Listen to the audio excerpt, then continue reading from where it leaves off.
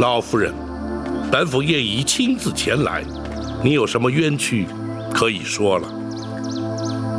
不，老身怎知，当真是包大人。老夫人目不能视，本府倒不知该如何取信于老夫人。老身自有办法。张毅，哎，娘，告诉娘，包大人长成什么模样？不碍事，你就说与老夫人听听。包大人身材高大魁梧，脸说下去。脸黑得像锅底一样。大人，王朝，是。不错，包大人，可否让老身摸摸后脑？老夫人，不得如此无礼。公孙先生，倘若如此就能让老夫人适宜，又有何不可？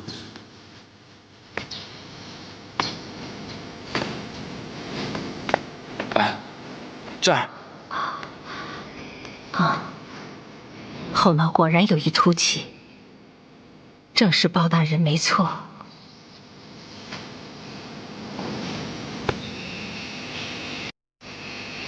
老夫人既已确认本府身份，有什么冤屈可以说了？还请包大人并退左右。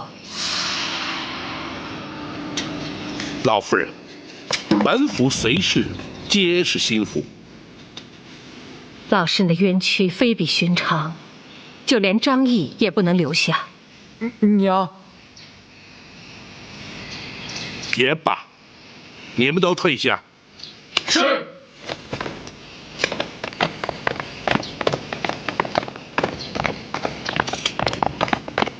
老夫人，可否容学生在场？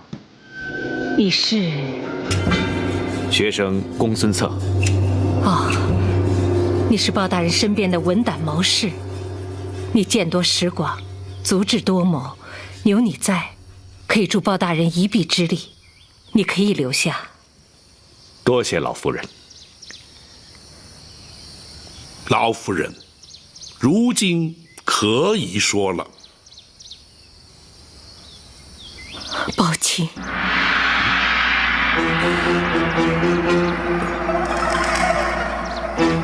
老夫人怎可用皇家口吻称呼本府？依法论罪，便是犯了欺君大罪。哀家原本就是皇宫中人，如此称呼有何不可？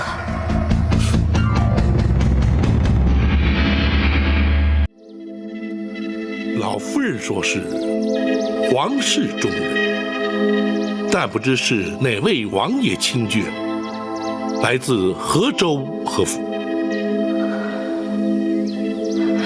哀家本是赵氏家眷，来自包青执掌的开封府。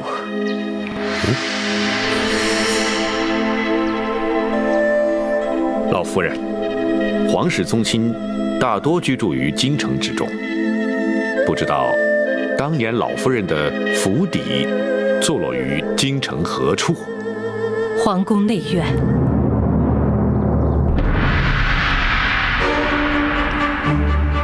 皇宫内院，乃是皇上宝眷所居之处，不可恣意妄言，惹祸上身。哀家何曾妄言？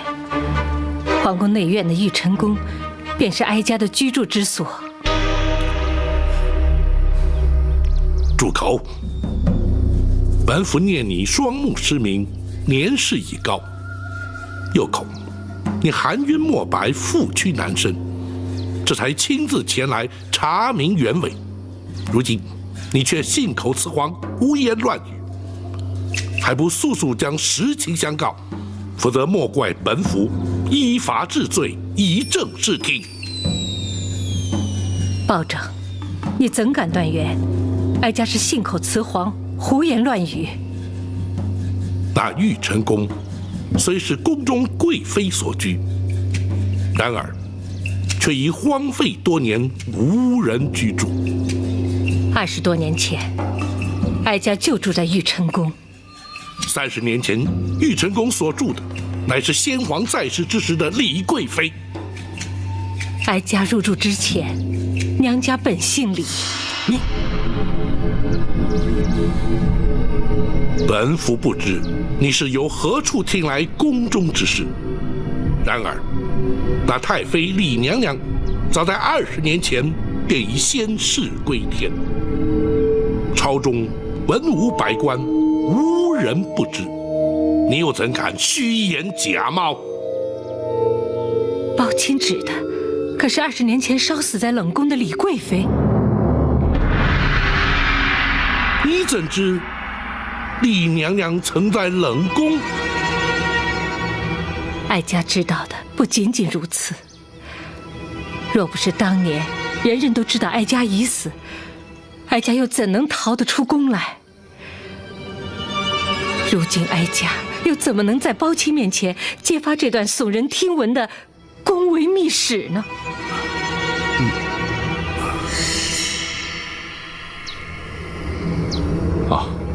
老夫人之言的确耸人听闻，只是事关重大，又事隔多年，一时之间恐怕还难以查证老夫人所言是虚是实。不知老夫人要如何取信于包大人呐？公孙先生果然是心思缜密。若是哀家拿不出证据，不但取信不了包大人，哀家的20年冤屈，恐怕也永无昭雪之日了。不错，本府一生办案，讲求的便是真凭实据。倘若老夫人提不出凭证，包钦无需担心，哀家有先皇所赐，20年来珍藏遗物，从不敢随便离身。哀家等候的就是这一天。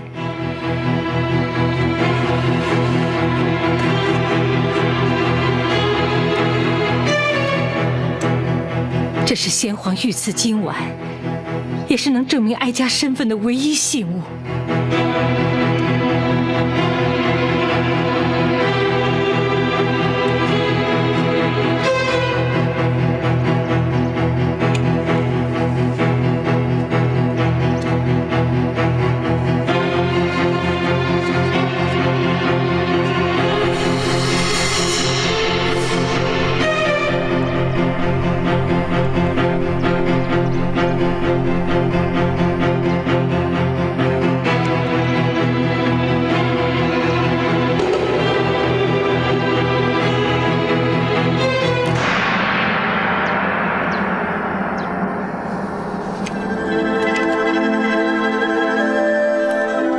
这今晚当真是当年先皇御赐，岂能有假？普天之下只有2枚，哀家有1枚，还有1枚，还有1枚刻有金华宫刘妃。可是当今刘太后，不错，就是她。当时距今已有20多年了。为此，朕命陈琳派人打造金丸1对，内藏夜明珠1枚。这2颗金丸，2位爱妃1人1枚，随身佩戴。今天真是朕的好日子啊！好，来了，2位爱妃。玉成宫李妃，金华宫刘妃。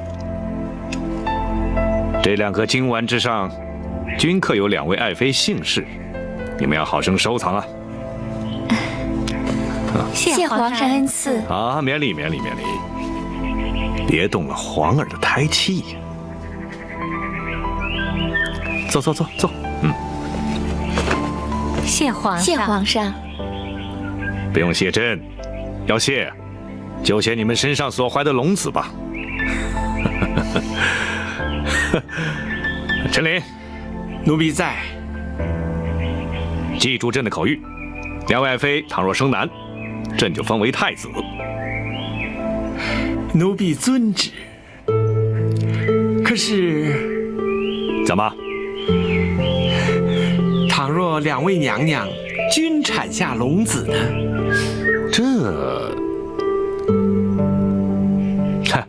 没关系，长者为大，先出生的就是太子。是，奴婢记下了。奴婢立刻通知朝廷记侍郎，转传皇上口谕，记载于册。对了，还有一事，自从皇后病逝之后，朕就一直位立新后，所谓母以子贵，太子之母就是国母。两位爱妃，日后是否能执掌后宫，母仪天下，那就看你们谁先替朕生下太子。这枚金碗就是如此而来。20年来，哀家哪怕是穷困度日，窘迫生活，也从未有过变卖之心，甚至连义子张毅也从没见过。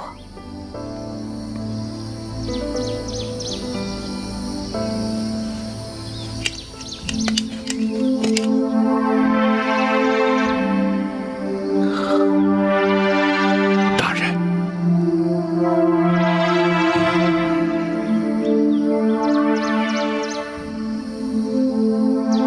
宝清可是信不过哀家。御赐金丸是否为真，日后当可查证。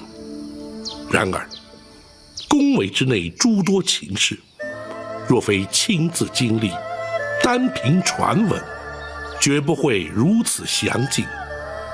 便是陈琳陈公公告老还乡之时，也曾与本府多有往来。30年前的事，究竟是真是假？本府心中已有决断。你怎么说？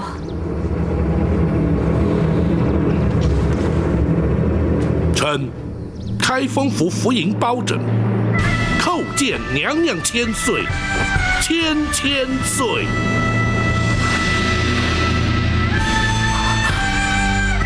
宝清平身。谢娘娘。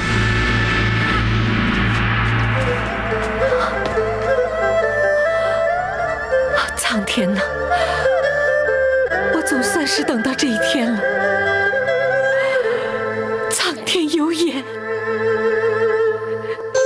启禀大人，老夫人已在厢房安置妥当，属下找来当地朴实妇女伺候梳洗换装。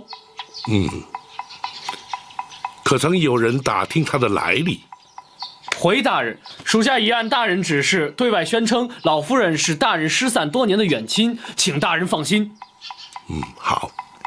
老夫人的真实身份，只有本府与公孙先生知晓。时机到了之时，自会告知尔等。在此之前，要绝对保障老夫人的安全。回大人，张龙、赵虎亲自带人守在厢房门口，不许任何人接近。那张毅如今何在？属下将他安置在庙内暂住，不准他踏出庙门半步。为防走漏消息，也只得暂时如此了。退下。是。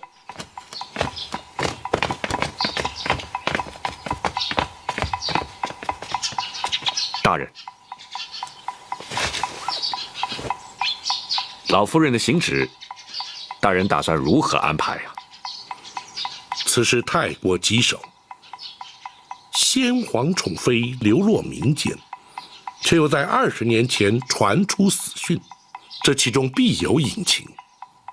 故而，本府将她接回庙中，待问明原委之后，再做定夺。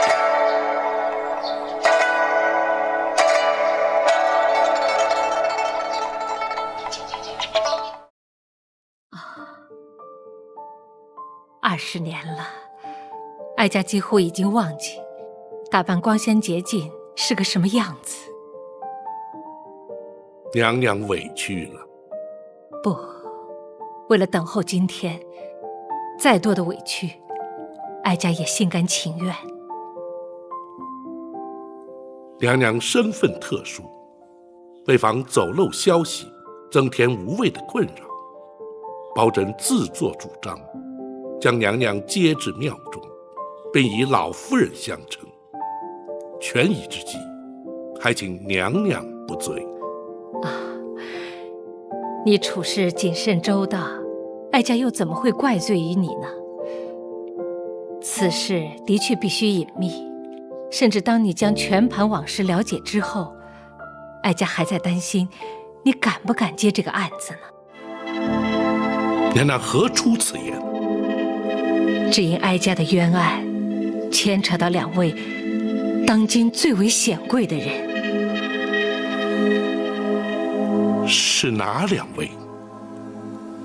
一位是当今的刘太后。娘娘不是说太后昔日与娘娘情同姐妹，此案又怎会与她有关？情同姐妹，哀家落得如此地步，全都是拜她所赐，被她所害。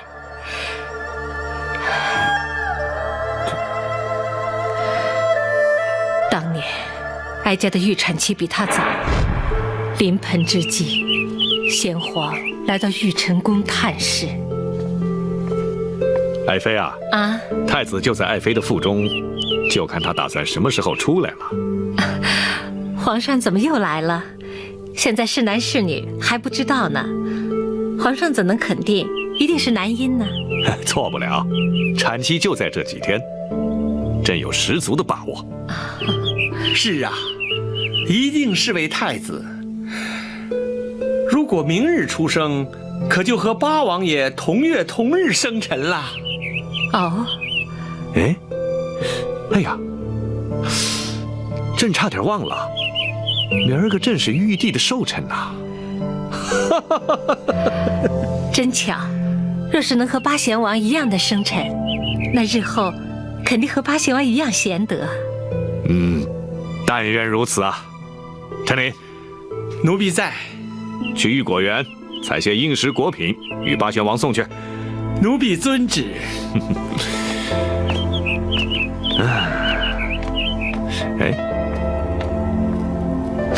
爱妃啊，你怎么了？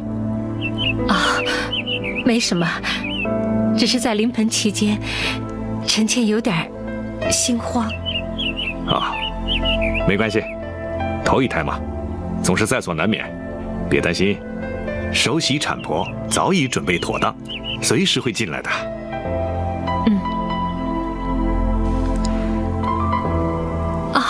爱妃，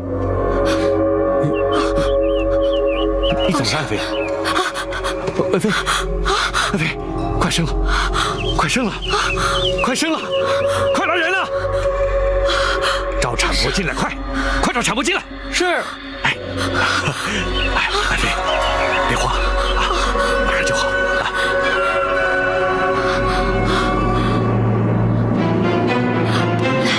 用力，再使点劲儿。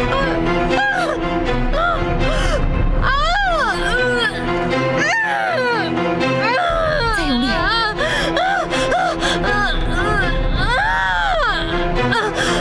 使劲儿。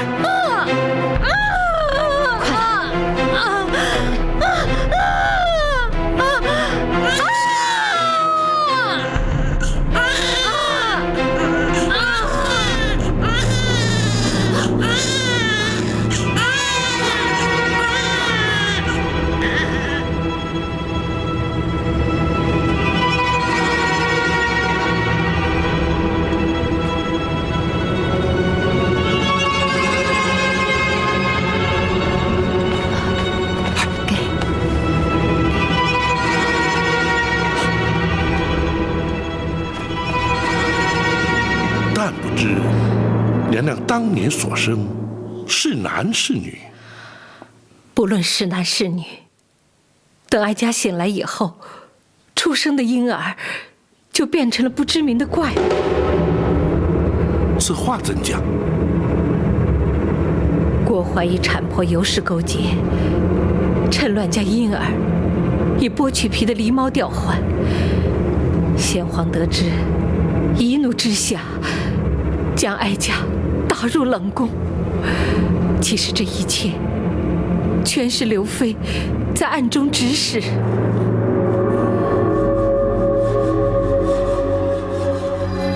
娘娘，可否容学生冒昧一问？公孙先生请讲。当时娘娘历尽昏厥，怎知使郭槐与尤氏勾结？又怎知全是刘太后暗中指使呢？公孙先生问得好。在哀家被打入冷宫7年以后，陈琳来到了冷宫，将刘妃的阴谋一一揭发。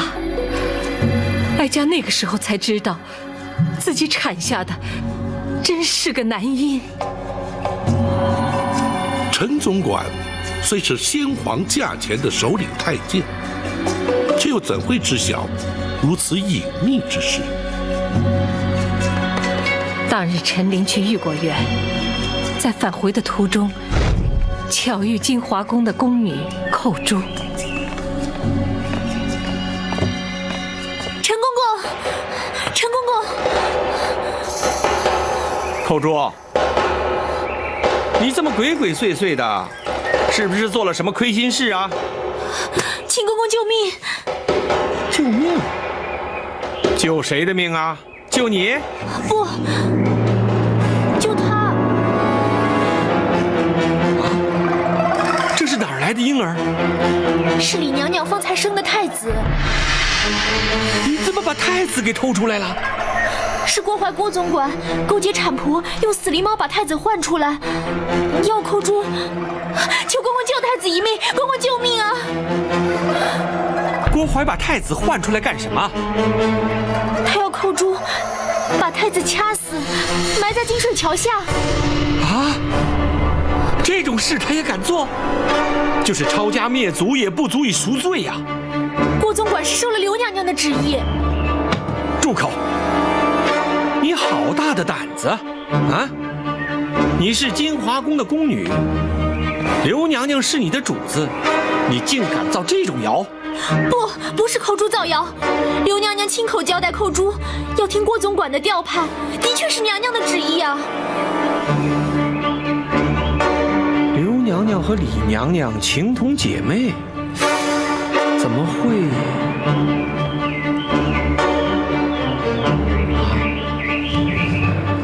难道是为了争夺正宫娘娘之位？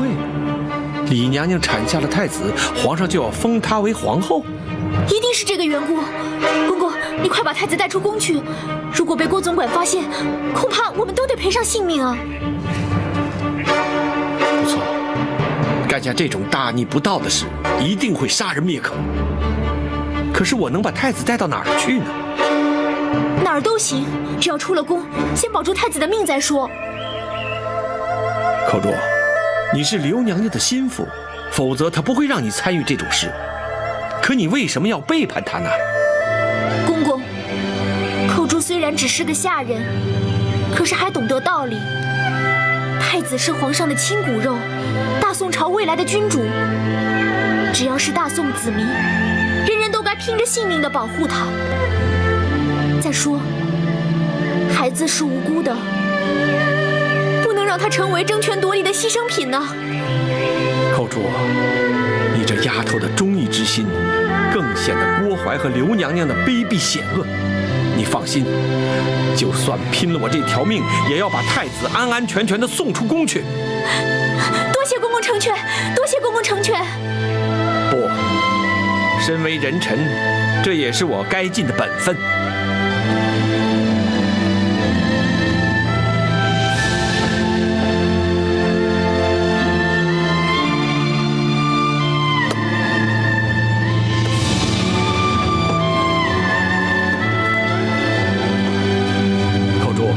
你自己要多加小心呐。是。竟有这种事，这不仅是耸人听闻，简直是匪夷所思啊！若说出去，的确是让人难以置信。不对，那陈琳既然将婴儿送出宫去，想必有个去处。娘娘应当不会不知。不错，哀家知道他在何处。娘娘，陈琳带他去了南清宫。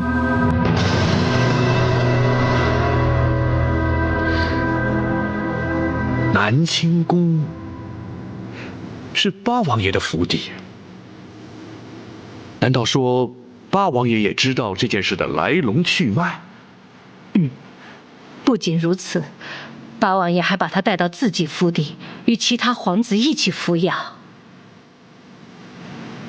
娘娘适才言道，此案涉及2位当朝显贵，这第2位，莫非就是当今皇上？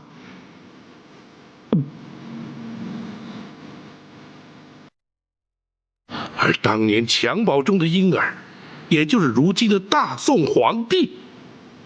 正是。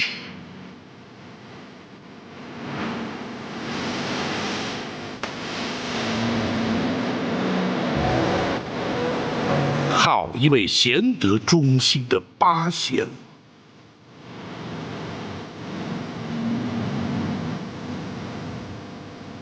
大人，难道当今皇上不是刘太后所生？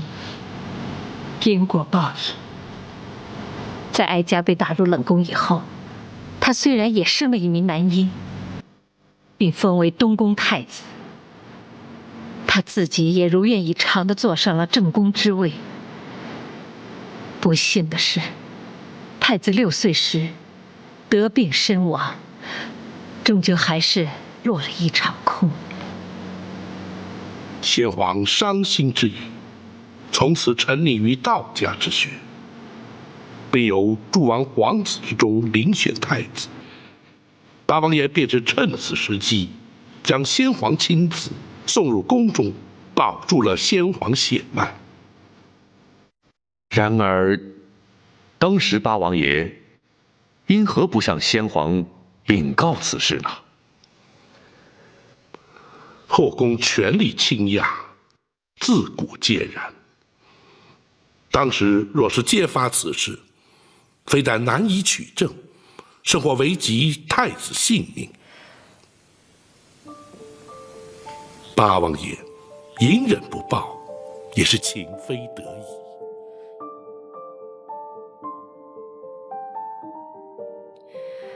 包大人不必介怀，对八贤王，哀家感激还来不及，又怎么会责怪于他呢？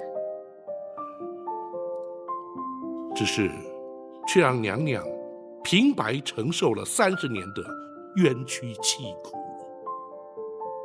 不，得知皇儿安然无恙，哀家已心满意足。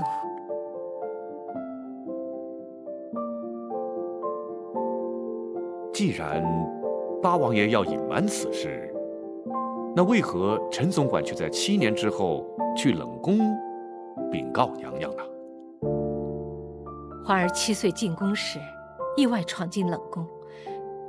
哀家见他与自己被换走的孩子一般年纪，也许是母子天性吧。哀家就将先皇所赐的玉佩转赠于他。八贤王见玉佩，心生不忍，所以才命陈琳前来传话。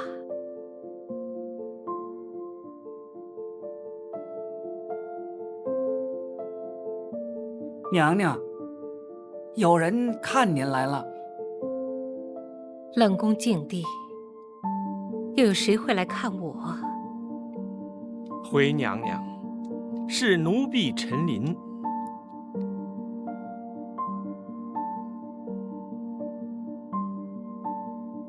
是皇上派你来的？不，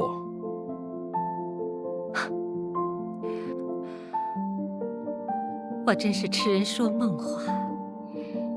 我打入冷宫已经7年了，皇上从来没有来过这里，他怎么会派你来看我呢？娘娘受的委屈，奴婢全知道的。你怎么会知道？连我自己都渐渐相信，当年生下的是个怪物。不，娘娘生的是一位皇子，是皇上的嫡亲血脉呀。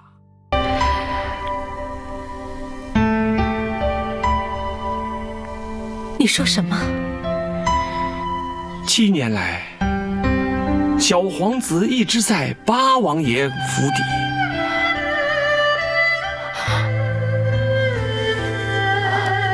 你说什么？你再说一遍。八王爷谎称是自己亲生，而且蒙圣上钦点为东宫太子啊。东宫太子？你是说，日前误闯冷宫的那位太子，是本宫的亲生骨肉？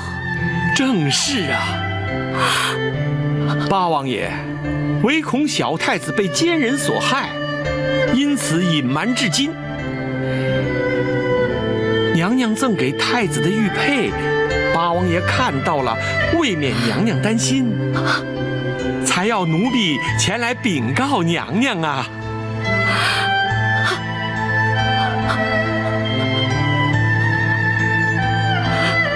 果真。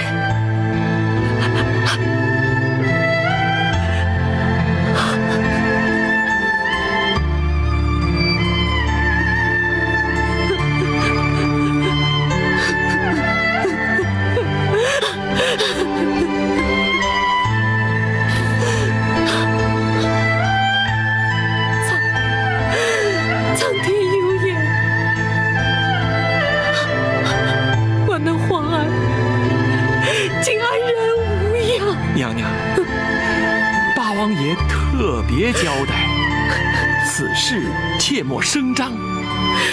若要被奸人得知，后果就不堪设想了。是谁？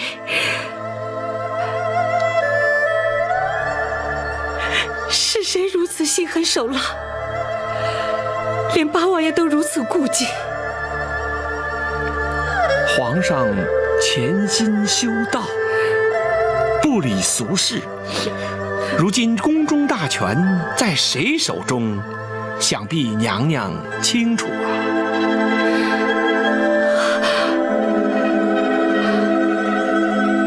是他，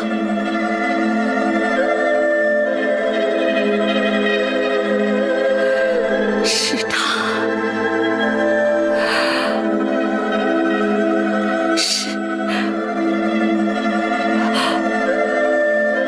是刘妃，正是他呀！刘娘娘觊觎正宫娘娘大位，才指使郭槐定下这狸猫换太子的阴谋啊！我和她情同姐妹，情同姐妹，她怎么会如此心狠呢？唉，权势诱人啊！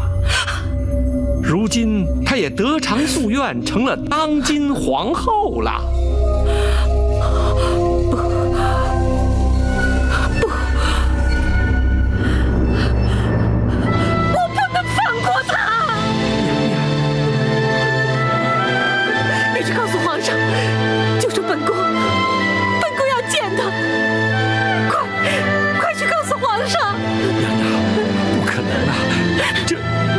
不可能的呀！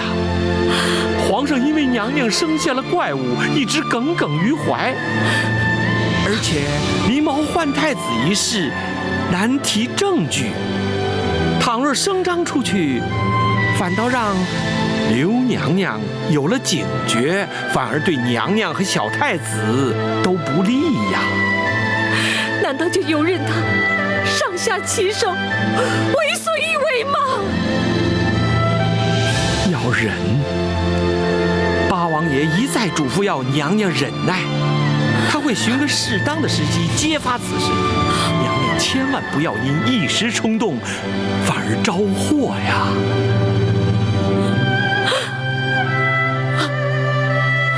为了确保皇儿平安，哀家也只好忍耐，只好每天夜里焚香祝祷，祈祷上苍保佑皇儿，盼他不受伤害。既然如此，娘娘又怎会诈死逃出宫去？又怎会隐姓埋名长达20年呢？不错。皇宫内院门禁森严，冷宫更是严禁外人进出。当年太子年纪幼小，或可侥幸闯入，娘娘却是断无逃出之理。机缘凑巧，也就是那刘妃心怀鬼胎，她恨不得将哀家除之而后快。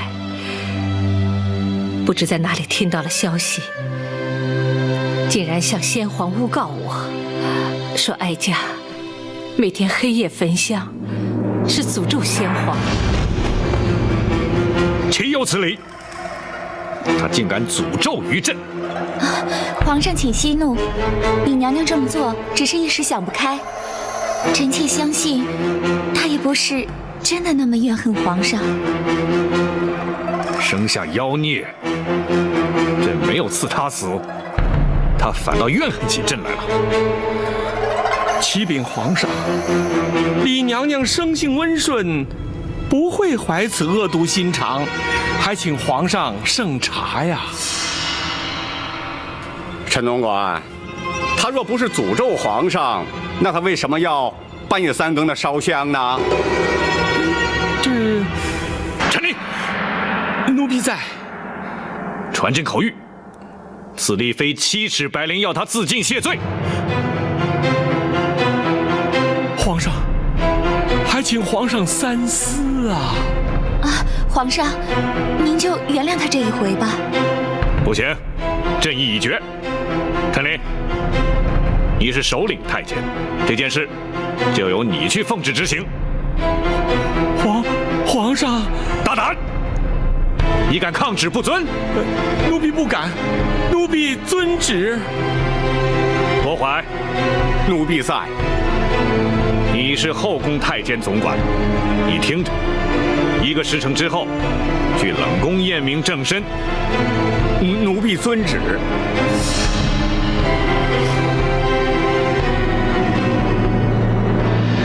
先皇既然下旨赐死，娘娘又怎会逃过此劫？提起此事，也实在令人心酸。除了陈琳之外，冷宫总管秦凤也是个忠心之人。正当他们2人在无计搭救之时，为什么非要置我于死？娘娘，时辰紧迫，娘娘若不立刻逃出宫去，就性命难保。是啊，怎么逃？宫中禁地，守卫何等森严，逃不掉的。算了，不会有机会的。娘娘请放宽心，奴婢有法子让娘娘逃出宫去。就算如此，郭槐不见尸首，岂肯罢休啊？一旦禀明皇上，究竟还是会被追回来的。回娘娘，有尸首。这话怎么讲？奴婢已安排好了替死之人。替死？是啊。云中，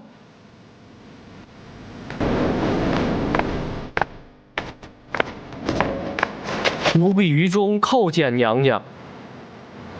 秦凤，他是？回娘娘，于中是冷宫的小太监。奴婢自他9岁进宫，便一直带在身边。由他替死，就有了尸首。真是难为你们了。可是郭槐奉旨验明正身，又岂会认不出来？由他替死，不是白白赔上一条性命吗？这没有用的。不，郭槐认不出来。他怎么会认不出来呢？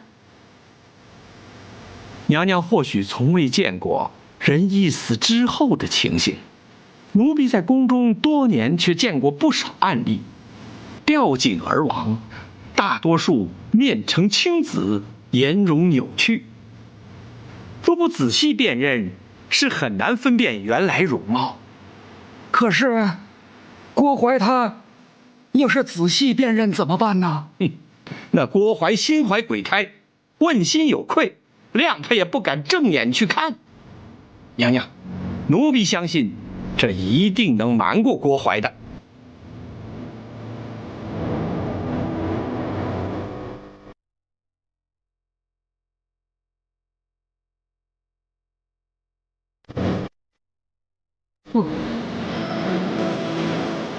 不，就算郭槐认不出来，本宫也不能为了自己活命，而让于中去替我死啊！任何人都没有这个权利，让他做这样的牺牲。启禀娘娘，奴婢是自愿替死的。你说什么？奴婢自幼进宫，跟随秦总管学到了不少忠义的道理，能为娘娘替死是奴婢的福气，奴婢心甘情愿。不，本宫不同意。请娘娘成全奴婢的一片忠心。让你替死，固然可以让你得到全忠，可是本宫却成了不义之人，本宫万万不能同意。娘娘，娘娘，请娘娘和于中互换衣服。奴婢在城外已安排好了人接应，再迟，郭槐一到就来不及了。不，请娘娘为太子殿下着想啊！倘若娘娘奉旨归天，太子殿下恐怕永远不会知道娘娘是他的亲生之母啊！娘娘，你怎么又能忍心让太子殿下认贼作母，终其一生呢？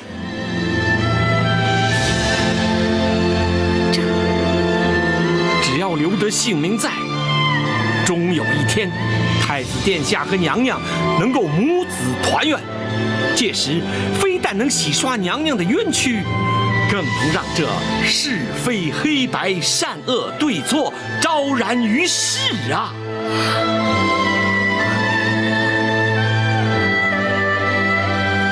请娘娘成全。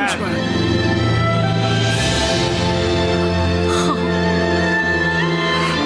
本宫深受你们一片忠心。谢娘娘。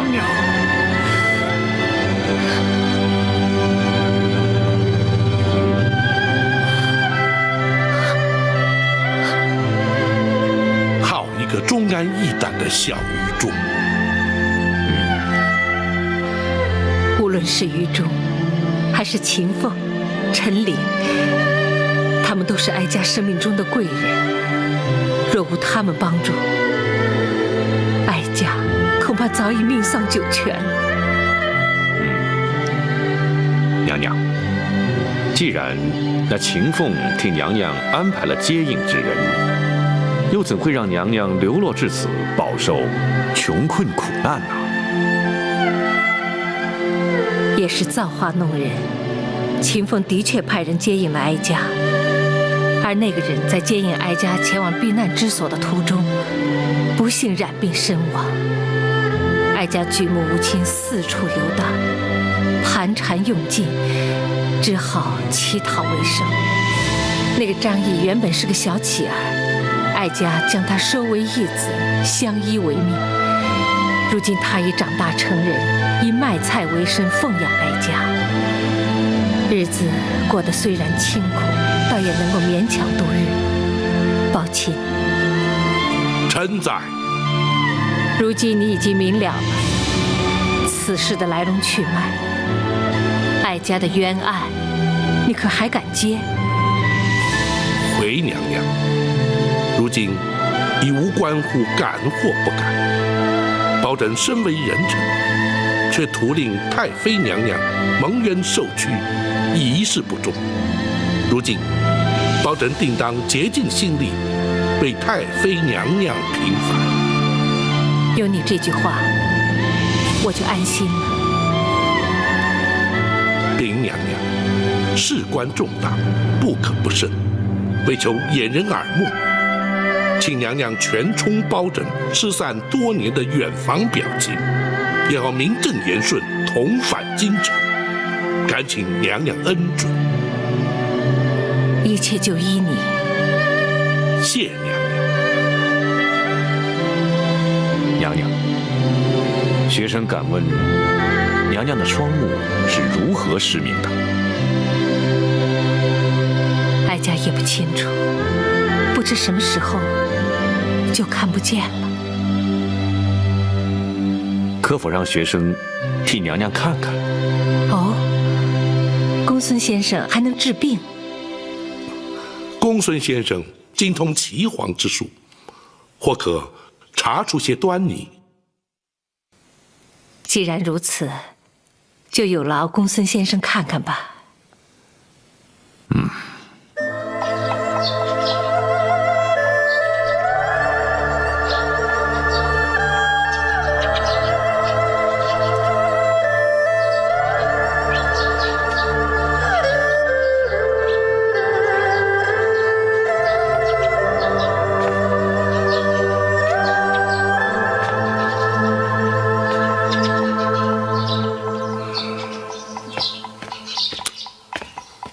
公孙先生情形如何？大人，老夫人是因为念子心切，终日以泪洗面，导致哭瞎了双眼。可有复明之计？拖延时日过久，恐怕难下定论。学生尽力而为。大人如今作何打算？此案牵涉太广，一时尚难有对策。然而无论如何，都必须尽快回京，以免夜长梦多。王朝马汉在，准备一顶软轿为老夫人代步，一旦准备妥当，立刻启程回京。是。